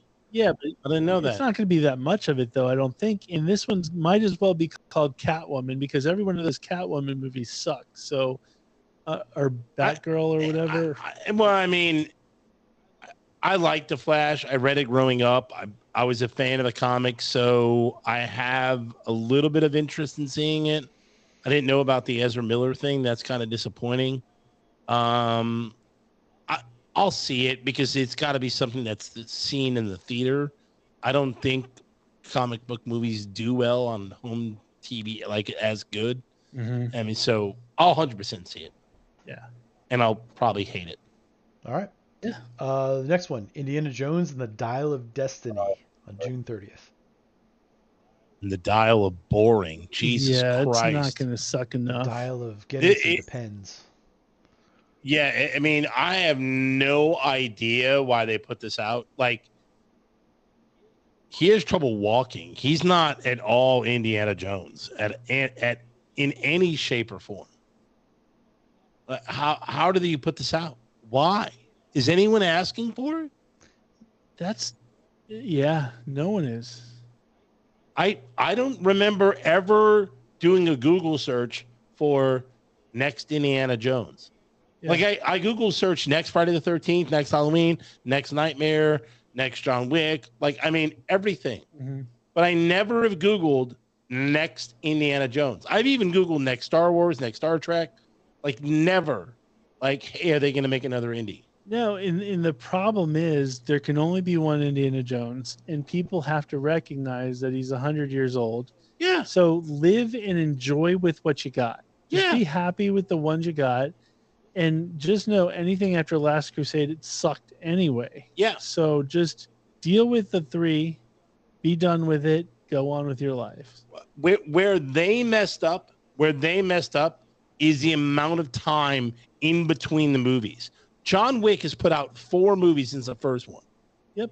Like they waited like 10 years or 8 years in between some flicks. Yeah. Like they should have had one every 2 years. Yep. Like it should have been Raiders of the Lost Ark, Indiana Jones Temple of Doom, Indiana Jones in the like Goblet of Fire. Like who knows? Just run with it. You know what? Indiana Jones escapes mummies from hell. Like whatever. You could have put out a ton of them and people would have seen it. Yeah, but the problem is they all have to have this like perfect combination of Spielberg and Lucas together. It's a whole thing, and it's like it's stupid. Well, Harrison Ford for a while also became a big curmudgeon and decided like he didn't want to do any of this stuff. It was like beneath him, and he wanted to do other more serious stuff. Oh, really? And so so you did Witness. Wow, what a great movie. He's now that he's older, money grab stuff. He's trying to go back to the well. To the roots. That's why he agreed to do Han Solo again a couple years ago, and now he's doing more Indiana Jones. I mean, but like I don't know why you got a big head. Like you did Fugitive, I think it was. You did Witness, What Lies Beneath. Henry. He did a bunch of stuff. Regarding Henry. Regarding Dumb. I have no idea why he thought he was a badass, because like his movies were average. Like no one wanted. Kevin Costner was better than him. Like he got lucky that he played Indiana Jones. He got really lucky. Solo. That's all. Yeah. Han Solo, he was typed very well. I think that's his best character. All right. Next movie is Mission Impossible: Dead Reckoning Part 1. 100,000,000%. That's going to be amazing. It's going to be great. Probably the best one you went over so far, because Tom Cruise is that guy is a winning lottery ticket like no other. My only problem with it is that it's a part 1, so there's going to be like no real resolution to the part 1. Have you guys seen the YouTube clip of him doing the stunt for this movie? Yeah.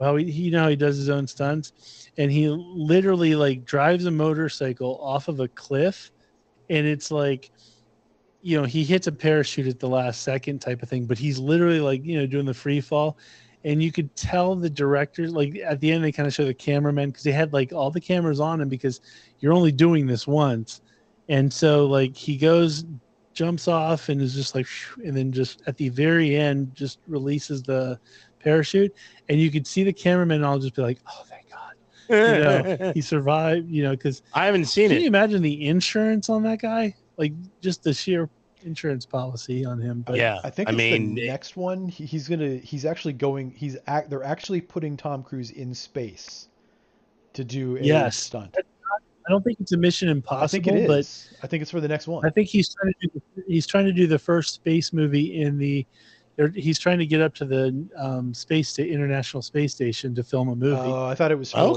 Mission Impossible. No, they didn't say it was Mission Impossible. They just said a space movie. So, but it'll be the first space movie in space.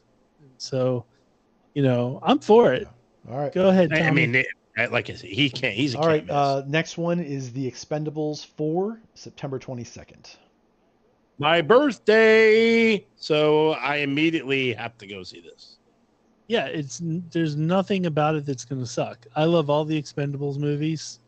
So, it's going to be great. Of course. Is there anything that's bad about it? It's got Stallone. It's got Statham. I know, but like you would think by the time... It's probably got Schwarzenegger in it. But I loved 1, 2, and 3. Me too. There's not a bad one in the bunch, in my opinion. No, they're all...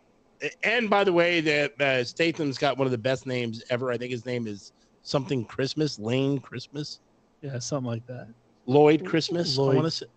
Lloyd. No, that's another movie. That's Dumb and Dumber. Lloyd Christmas is Dumb and Dumber. Right. His name is Christmas. His last name is Christmas. 100%.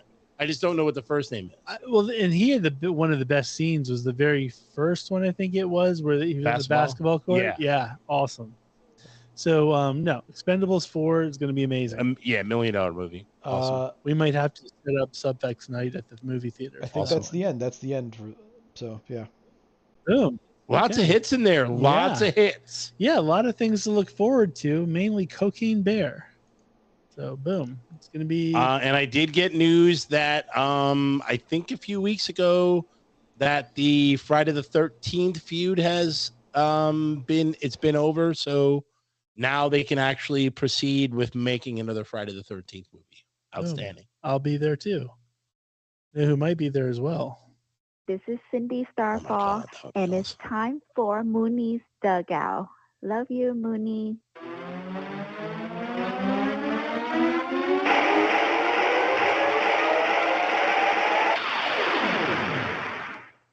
If we can get her there, that'd be perfect. Wouldn't that be great? Oh my God. Wouldn't it be great if she was at your New Year's Eve party? Oh, then, yeah, but then she's Vietnamese too, I think. She is Vietnamese. Yeah, boom. She's absolutely 100% Vietnamese. You would have definitely had to reach in for the Happy New Year. Oh, I would have got busted looking at her like like my wife would have been doing the video, right? Mm-hmm. And all she would have seen was my head looking at her. Yes, that would have not been good for your New Year's. You'd be at the divorce lawyers. Yeah, exactly. Man, it's a very rough sports week. I'm gonna go to cover two things really quick, and then we're gonna get into the obvious biggest story in sports in a long time. So TCU upset Michigan. So Michigan gets upset for the second straight year in the college football playoff. It's unbelievable. TCU, everyone was saying they shouldn't be in it. Like me, I was like, no way, they should be in it. And they beat Michigan, who everyone thought might actually beat Georgia. So huge upset. I just couldn't believe it happened. Then you had Georgia beat Ohio State in probably one of the best bowl games that's happened in the last 20-something years, where Ohio State misses a 50-yard field goal to win the game at the end. The score was like 50-something to 50-something. 42-41. Okay, so 42-41. Ohio State would go up 7-0, 7-7, 14-7, 14-14. It would. I don't think the score ever got more than 10 points away from each other, and the teams were that close. And Georgia takes a late lead. Ohio State runs down the field and tries to get a field goal off. They do, and they miss. That kicker's got to feel it. But I'm saying this kicker's 20 years old, maybe 19, and he's got all the pressure in the world on him. All the pressure in the world. Yeah, and he's going to be known for no matter what he does throughout the season or whatever. Yeah, he's going to be known as the guy who missed the field goal. Do you think that it hurts his chances of hooking up that night? 100%. The other thing too is college. But if he made it, oh my God! Then every woman there is like, what? So I don't really, as you know, I don't watch college football, but I do know that the college football fans are probably more passionate than any other, not more than the NFL fans. They are all of that stuff. So it's kind of like rabid fans. So if you miss a field goal for them to where you're going to miss a big bowl game, you're pretty much effed. Yeah, maybe the other team's fan would be like, "Oh my God, I'm sleeping with you because you helped us win." Maybe if you can really parlay that, but it's probably not going to happen. That's what I would try to parlay. Yeah, I'd be like, "Hey, you're a hottie, you're a Georgia fan. I helped your team win." Yeah, boom. But the biggest story in I don't know how long, but Damar Hamlin of the Buffalo Bills suffers apparently a freak accident, heart attack on the field where, well, who knows if anything ever comes of it. And let's all pray that he survives and that he gets out of this. And they actually, I saw a press conference with the doctors this evening, and he basically is from what they can tell, has his brain's intact. He's getting better and better each day, but he's still ICU. He's still ICU because he's still getting help breathing, but his breathing is getting better on his own. So they're kind of remarkable improvement, but we're still not out of the woods. No, but they're saying based on his age, based on his health, all that stuff, that he should recover. whether he plays football again is a whole nother story. Well, it's not even about that. But it's about recovering. No, they said one of the first things, he's able to write, like he's awake and he's able to write. And the first thing he wrote was, who won the game. And so they're saying that based on how he's responding questions wise and what he's writing. Oh, okay. So that's good. Cognitively, he's most likely going to be okay. Okay. Because he knows like, things like that. Like, did we win the game? He knows certain aspects that I think it would be harder for somebody to figure out if they had neurological issues. Yeah, I mean, but that was originally thought. They really thought he wasn't going to come out of it. Yeah.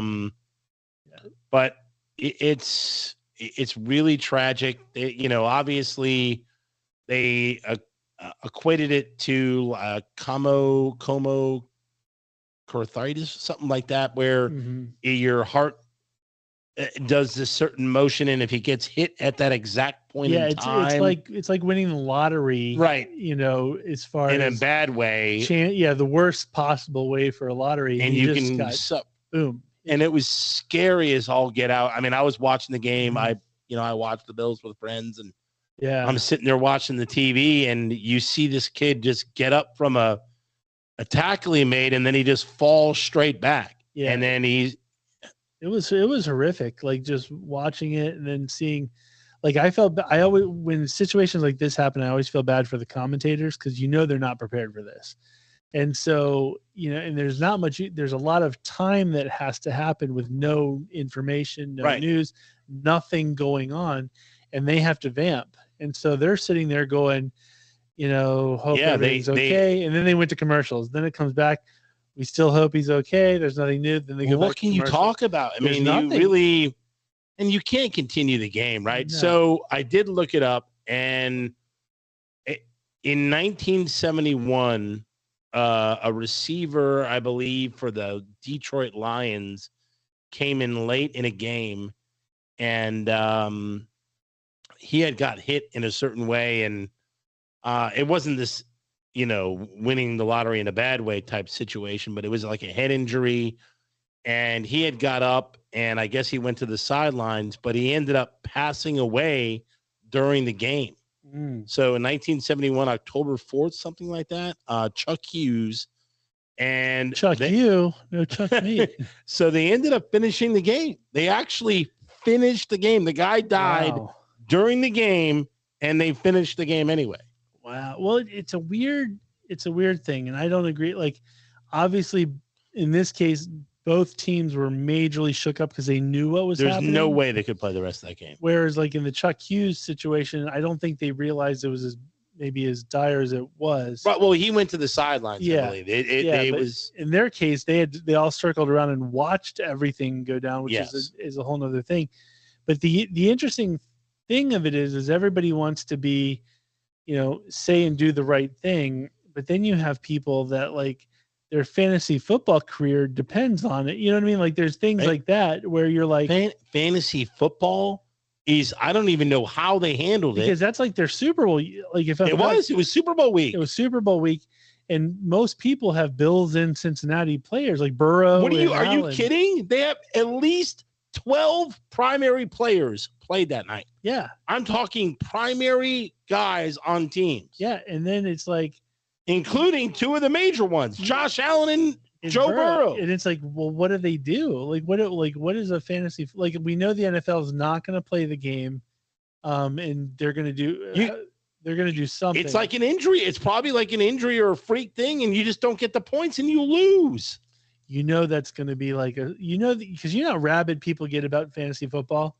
Those people are going to just, like, it's going to drive them nuts that they were winning the whole season, and then they had Burrow or they had Allen and so the one thing you can do to make it fair is, if you're a fantasy owner, and here's what I would do if I were a fantasy commissioner, as far as daily fantasy leagues, that's just to screw you.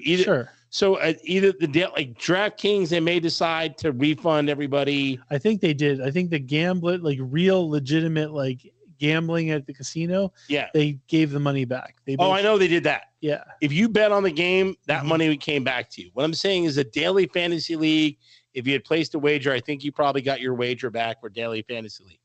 But if I'm a commish in a private league, I 100% would say, I'm sorry, but here's what we're going to do. We're going to play the Super Bowl next week when all your players can play. Couldn't you just, in theory, because at that point you then have to add extra games for everybody else? No. In daily fantasy, you just play the game the next week. But couldn't you just say the players that were lined up to play this week, their points will show up with whatever they do next week? You know what I mean? Like, keep everything as is. You could, but then you'd have to manually override it.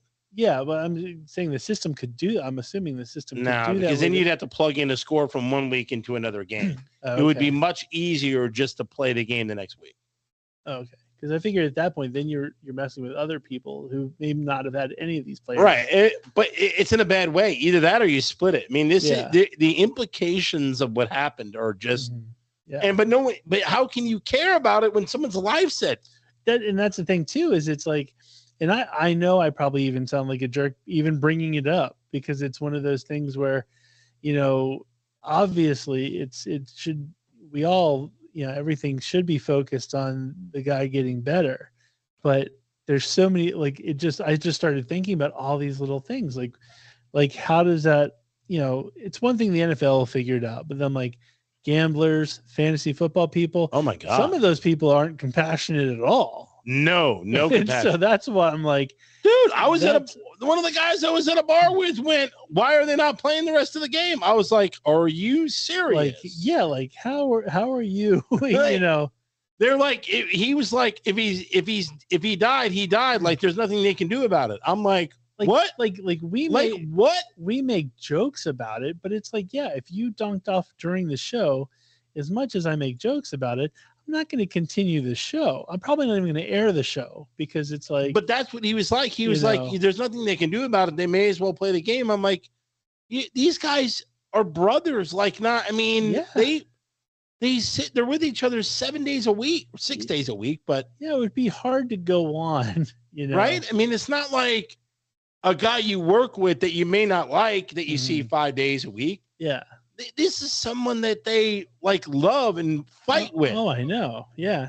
I just think it's crazy. It's crazy. And then some of the things people are being very petty with too is I saw earlier in the week, just being a Commanders fan, and trust me, I will be the first person to crap on them, because hey, it's my favorite team, but I can also admit that they're a bunch of bozos. But people are commenting on how they only donated $5,000 to his charity. What? And I'm like, well, what is the appropriate donation? What is it? Because they're like, it's a $5.6 billion, what are they supposed to give their whole, all of it? Empty the bank account and give the guy $5.6 billion? But he has no stake in their team. The Commanders have nothing to really do with it other than being compassionate, saying, hey, here's $5,000. But to your original point, what's the appropriate? Any amount that you pick is a drop in the bucket to 5.6 million. Billion. That's what I meant. Sorry. Yeah. 5.6 billion. If you have $5.6 billion, $100,000 donation is nothing. Yeah. It's but I guess I'm it's saying, quick. It's easy. What is the appropriate? But you're not going to donate 100,000. No, that's what I'm saying. What is the I question it, because I've seen a couple people post it on Facebook, and I'm like, what? And I say the same question every time. I'm like, what is the appropriate amount? I really don't know. There is no appropriate amount. If you donate, you donate. I would think any donation would be a good thing. I mean, his GoFundMe page had a goal of $2,500. Now it's at $6.2 million. Yeah, I'm not gonna lie. I sent away for Joe Theismann's autograph. Mike Hobby. And one of the things he does, as much as people can complain about him personality-wise and all this kind of stuff, is if you donate to St. Jude's, he'll sign anything you want, which is, I love it. Because I'm like, look. That's awesome. I love it's a good thing. So, of course, I donate $25, And you said, but basically what you do is you kind of send the receipt along the way. And, he actually wrote back a nice letter that said, thank you very much. I know the kids will really enjoy, use it or whatever. He didn't go, you only sent $25. You know what I mean? Like, so who are these people that are like complaining about people donating to charity? It's petty. I mean, for them to say that, they should have said, "Oh wow, it was a very nice gesture of the Redskins to donate $5,000." If anything, it's kind of a cool move. No one asked them to. No one. I mean, Oh, I thought the best donation. Well, here's the thing. This trumps the $5,000 donation. Sure. Some guy named Greg, I guess a registered nurse or whatever, he sent them a table. Oh, one of those breakaway tables that they jump on. Yeah. He said, "Hey, Bills fans or whatever, so sorry for your thing. Here's a table for you to jump on, love, whatever." Like, that's a good gift. Yeah. And there was another lady, and I can't remember her name, but she's like an internet chef, and she's like a huge Bills fan. And what she did was she actually made 200 meals for all of the hospital attendants that, tended to Hamlin. And I'm like, that's awesome. Yeah. Take care of the hospital people. And that's something that is, a lot of people aren't thinking about. Was it a Minnesota player? A Minnesota player, I think, paid for like dinner for like a whole ship. Yeah. Like, that's awesome. I think more people should do that instead of complaining about what people either did or didn't do. Right. So anyway. And here's the thing. If you're not going to donate at all, then you should shut up about what other people I think that this incident, by largely, it showed the good in people, because I do think, I think you definitely saw a lot of people that actually legitimately care about this kid and, did all the right things. But it's always that little bit of people that just want to bring the bad out. And you're just like, look at me. I'm going to complain and watch this. Yeah. Stupid. It's like, if anything, I think the country was unified on the fact that they want this kid to be better and healthy. So anyway, Subfacts, we do too. So Damar Hamlin, get better, sir. Get better. Prayers, brother. Yes. Prayers. Thoughts and prayers. And so, so is that it for sports?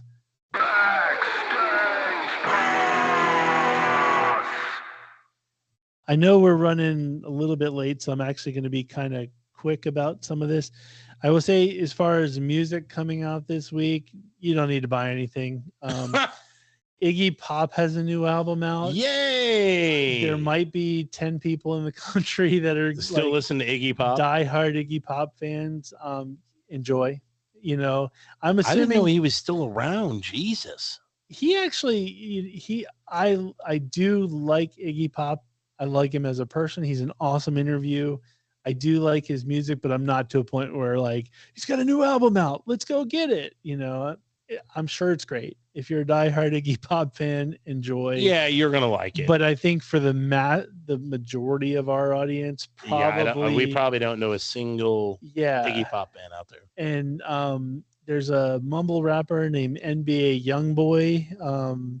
Never Broke Again is what the NBA stands for. Oh, okay. The boy loves them. He's got a new album out this week. But I assume once again it's not for our audience. Oh my! But if you happen to like NBA Youngboy, new album out. Congratulations to you. Wow. The one thing I wanted to bring up, and I'm not going to go into major detail about it because I could spend a whole show and a half on this. Well, we should discuss maybe some of it. Okay, so not tonight. Yeah, well, I'll high level it tonight, and if we feel like we need to, people can write in about it. I think we should review it next week, but I think you should. I'll do a little draw attention to the article so maybe people can research it. So here's the thing that happens when, in my opinion, when magazines or whomever has nothing else to talk about, they decide to create a list of whatever. Well, it's a new year. It's list time. Yeah, it's list time. But anyway, I'm convinced that Rolling Stone decided to piss off the world. Well, they smoke. List. All they do is smoke whatever and make dumb, stupid decisions. This list should just be called a punch to the nuts because it's so punch awful. To the nuts. Yes, so Rolling Stone came up with a list of the 200 greatest singers. I bet you it is a heaping pile of horse dung. Worst thing I've ever read, and I will tell you, this is what's weird. They said not vocalists, but singers. And so they tried to say that just because you could hit all the notes, whatever, doesn't necessarily mean you're going to be in this list. It's singers, like if you have like a unique voice, then you're also in this. And it's also breadth of like what you've done in your career, which I'm fine. I have no issues with that whatsoever. And quite frankly, I appreciate it. So it's like what people like Weird Al, Bjork, or and I'll give you an example. Like I think like Steven Tyler has a very distinct voice, and yet he probably wouldn't be considered like tonally, I guess, the best singer. You know what I mean? But and I'm with you on that. But their list makes no sense at all. I'll give you an example. So Kelly Clarkson, they have her at 194. Kelly Clarkson, say what you like about her music, whatever. She's actually a really good singer. She is a good singer. She's 194? 194. And I'm going to give you... They found 193 better singers. Okay, so here's one that I personally twitch when I hear her voice is Barbra Streisand, but arguably Barbra Streisand is like the Meryl Streep of singing, right? She's one of those that when you're looking at singing, she is almost like the creme de la creme, right? She's at 147. 147. So then you have to sit there and go, okay, well, damn, if she's at 147, what, like these people up front have to be just amazing. Lou Reed from the Velvet Underground is 107. If anybody knows anything about Lou Reed, he talks. Like, the song Wild Side? Yeah. Hey, babe, take a walk in the wild side. That's Velvet Underground? It's Lou Reed, but Velvet Underground is basically, he's the lead singer, so it's the same thing. The guy doesn't actually sing. James is 41. She's phenomenal. Michael Jackson, 86. What? If you think about it, Michael Jackson has been accused of the worst possible things one can be accused of, but people still love him. How is he 86? You can't put Kurt Cobain over Michael Jackson. Kurt Cobain's in like the 30s, which makes no sense. By the way, once again, Barbra Streisand, who, like I said, say what you want, has an amazing, brilliant voice at 147. Bjork is 64. Wow. Then Toni Braxton is 48. Toni Braxton had like one song. 48. Marvin Gaye is 20. Freddie Mercury, who that's the one that gets me mad. Freddie Mercury. Well, that was your number one. We did the best band of all time. That was my number one. And Brian. But you think about it. Not only does he have an amazing voice, but if you think about what his music has done for the world, like just recognition wise, yeah. 14. They have. I mean, it doesn't these are good even singers make sense. too. But Otis Redding at number 9. I'm not going to argue. And by the way, I won't even Beyonce, argue. Like number 8. They have Beyonce should not be. They have Beyonce ahead of Freddie Mercury. They have Mariah Carey number 5. Oh, how? But like Christina Aguilera was 141. 141. The other thing, Robert Smith of The Cure is 157, right?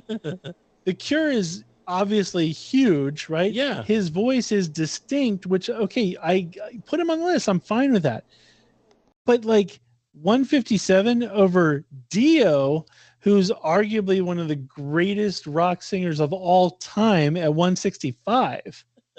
They don't even make sense. Like, right. I mean, it seems like they just threw spaghetti that had numbers on it and were like, or names on it. Ozzy's 112. Ozzy? Yes. 112. Once again, he's not on the top 100. Ozzy will tell you Dio. Black Sabbath. Ozzy. No, but here's the thing. Ozzy will tell you Dio is a better singer. Ozzy will tell you that. So, but you don't put Ozzy in the top 100. Bono, U2, 140. Like none of this makes sense. Like it doesn't even. No. Like I wanted to punch somebody. How is El DeBarge? How is he even on the list? What do you had to be? He had the Rhythm of the Night song. That was it. How does that make sense? DeBarge is a better singer than Barbra Streisand.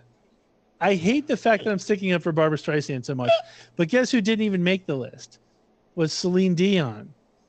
Celine Dion didn't even make the in one of the most popular movies of all time. Doesn't even make the list. Doesn't make the 200 list. Paul Westerberg made the list. Yeah, Westerberg. Yes. None of it makes sense. And like I understand they actually did say that they were trying to be equal opportunity, so they were trying to make it a more diverse list. Okay. So there's people like from India that I've never heard of before. They could have great voices. I don't know, but if you're going to be diverse, then how are they not? You didn't put any of them in the top 30 or 40. Like Yusu Endor is ahead of like Bono, Christina Aguilera, Barbra Streisand, Robertson, and you're like. Yusu Endor. How is The Weeknd ahead of Ozzy? No. That it's impossible. The Weeknd, no. The Weeknd is ahead of all the people I just listed. Put The Weeknd on the list, much less ahead of Ozzy. D'Angelo, who had one song in like 2000, is number 75.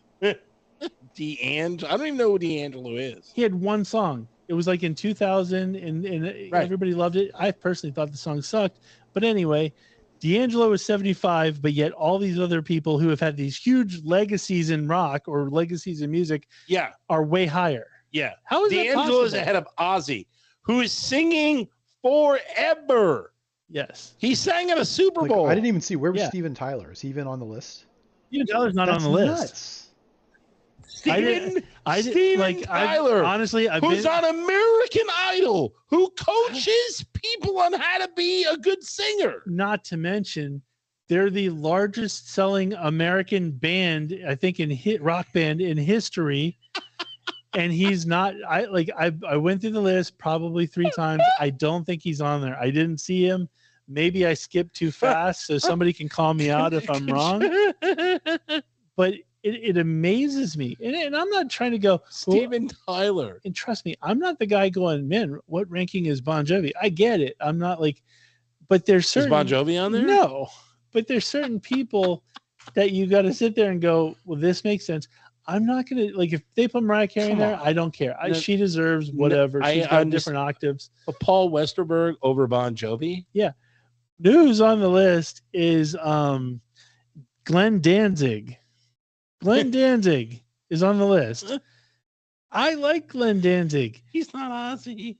But really? Glenn Danzig is on the list, but you could come up with 50 million. Like, Glenn Danzig's on the list. Bruce Dickinson is not on the list. And you're like, in what world does that make any sense? Dickinson's Iron Maiden? Yeah. Okay. but like, and like I said, if you really pay attention, like, vocal coaches are like Bruce Dickinson's like arguably one of the best voices in metal. I don't understand how. But he's not on the list. Not according to Rolling Stone, he's not. No, but Rob Halford is on there.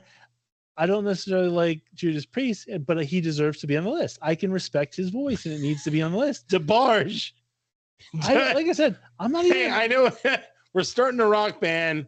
I really don't want Dickinson as our coach. Yeah. Is DeBarge available? Is DeBarge available? Like Ronnie, like Dio, I'm not even that big a fan of Dio, but amongst everyone in like the metal and rock community, they will argue that he's the best, vocalist they've ever had or seen. Why is he 165? He's over Ozzy. And like I said, Ozzy will tell you Dio is a better singer. Because DeBarge. They both sang with Black Sabbath, so DeBarge is up there. DeBarge. Like 34. I was so pissed. Like I like if I could take Michael Jackson was what? Michael Jackson was 86. I don't even like Michael Jackson. Come on. But you have to respect. He's top 25. You know what? I would not argue. You wouldn't hear an argument from me because he deserves. Prince on the list? Prince is on the list, and Prince is in the top 20, I think. Oh, okay, good. At least I got something right. Yeah, he was like 16, I think. Yeah.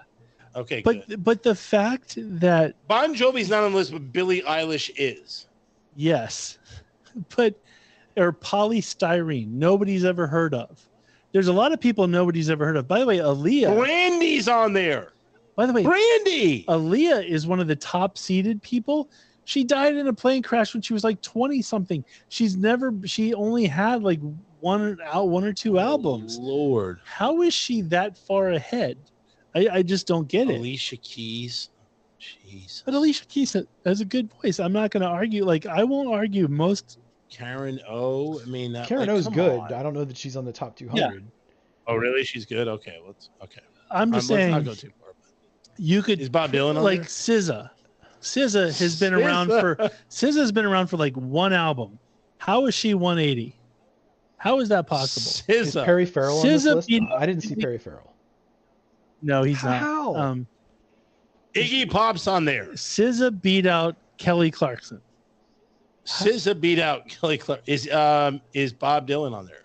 He is, but he's like in the 30s, I think. All right. But he's like vocally, Sylvester. He's great lyrics. He's great. He's excellent lyricist. He's excellent lyricist. Vocally, like singer. Does anybody really go, man, Bob Dylan's a great singer? He's got a unique. I mean, from a unique point of view, he should be songwriter. Up there, but no, singer-songwriter. Yes, I'd put him on a list, but singer, not 100%. Not best singer. Right, but he's got a unique voice. I mean, and if you're going for unique, then I can see him being up there. Other than that, no. Like, I love The Cure. Michael Stipe is 152. Oh, Jesus. The fact that Michael he's Stipe on this list is awful. But like, I love The Cure, but does Robert Smith necessarily beat out? No, he doesn't. Michael Stipe doesn't beat out anyone. Does he? No, but does he beat out like Celine Dion? It's just like, I don't get it. Just complete. None of this makes sense to me. Neil Young he's terrible. Like, Neil Young is an awful singer, but he's a great songwriter. Is James Taylor on the list? No. James Brown on the list? By the way, Jeff Buckley. That's another one. Jeff Buckley had one album. Good singer. It was great. Probably had quite frankly, people only know the one song off the one album, the Leonard Cohen cover. So how is he in there? Why is he 130? What is he, 130? 131. 131 is 130. I mean, I think they put 200 names in a random generator and then see where it lands. I think they did too, because it just does not make sense. Everybody at Rolling Stone should be punched in the face. We've said that a few times. That Rolling Stone has got it wrong. Like, a bunch of times. I hate them with a passion. I know these lists are put together for people like you and I to argue and stuff like that, but they didn't even bother making it didn't make sense. None of it makes sense. This is trash. Yeah. Straight up trash. Complete garbage. And so F Rolling Stone. That's really what it comes down to. Well, we said, okay, now, so we're not going to talk about it next week because we talked about it this week, which we said we weren't going to do. Yeah, we don't need to do it anymore. The last quick TV show thing, just throwing it out there because next week is when we're going to talk about it. But the trailer for season 3 of 1,000 Pound Sisters came out this week, and the new season starts January 17th. Can't wait. It's going to be amazing. You're talking about that instead of Alert or all these other TV shows that are coming out? That's the only one that matters. The whole thing is like Tammy stops breathing, then they got to give her a trach. She has to go to like rehab, all the stuff. And she even comes out of it and she's like, I'm back, bitches, or something like that. And I'm like, yes, Tammy, get in there, girl.